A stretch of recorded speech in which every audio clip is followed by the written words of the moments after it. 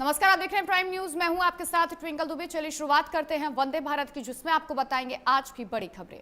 चलिए बुलेटिन की शुरुआत करते हैं इस वक्त की बड़ी खबर के साथ।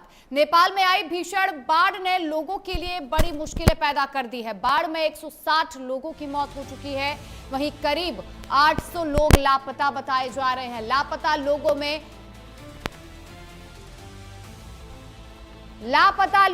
133 भारतीय लोग भी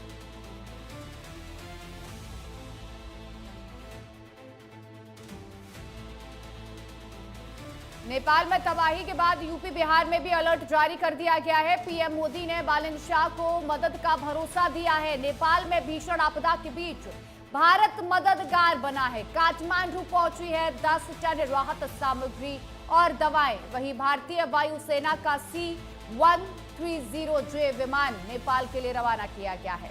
राहत सामग्री के साथ बचाव हेलीकॉप्टर भी तैनात किए गए हैं। तो देखिएगा जिस तरीके से भीषण बाढ़ आई थी नेपाल में, जिसने चारों तरफ तबाही का मंजर बिखेरा था। हर तरफ सिर्फ जो इमारतें हैं वो पत्तों की तरह ढहती नजर आई, ताश के पत्तों की तरह बिखरती नजर आई थी। उसके बाद अब जो आंकड़ा सामने आया है मौत का, वो 160 लोगों की मौत का आंकड़ा सामने आया है। बाढ़ में 160 लोगों की मौत हो चुकी है, वहीं करीब 800 लोग लापता बताए जा रहे हैं, जिनमें कई भारतीय भी शामिल हैं।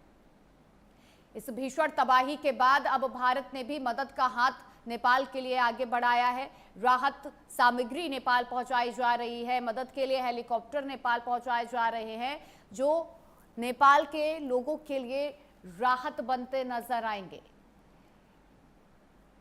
जिस तरीके से भीषण बाढ़ कल नेपाल में आई, सब कुछ अपनी चपेट में लेते हुए आगे निकल गई और लोगों को काफी नुकसान यहां देखने को मिला है। इस बाढ़ के चलते यूपी बिहार में भी अलर्ट जारी कर दिया गया है, क्योंकि नेपाल से बिहार बिल्कुल सटा हुआ है। तो आने वाले समय में बिहार में भी बाढ़ आने की संभावना जताई जा रही है, जिसको लेकर अलर्ट जारी किया गया है।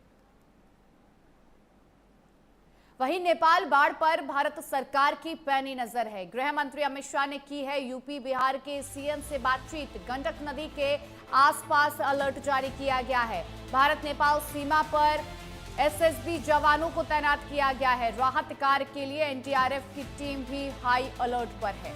भारतीय समुदाय को सुरक्षित स्थानों पर भेजा जा रहा है। नेपाल में आई भीषण बाढ़ और त्रिशूली नदी का जलस्तर बढ़ने से जो हालात बिगड़े हैं, उस पर अब भारत लगातार नजर बनाए हुए है। इसका असर यूपी और बिहार की गंडक नदी से सटे निचले इलाकों पर देखने को मिल सकता है। केंद्रीय गृह मंत्री अमित शाह ने दोनों राज्यों के मुख्यमंत्रियों से बातचीत की है और एनडीआरएफ और एसएसबी को तैनात किया गया है, हाई अलर्ट पर रखा गया है। सीमावर्ती इलाकों से भारतीय नागरिकों को सुरक्षित स्थानों पर पहुंचाया जा रहा है। सरकार के अनुसार स्थिति फिलहाल नियंत्रण में है।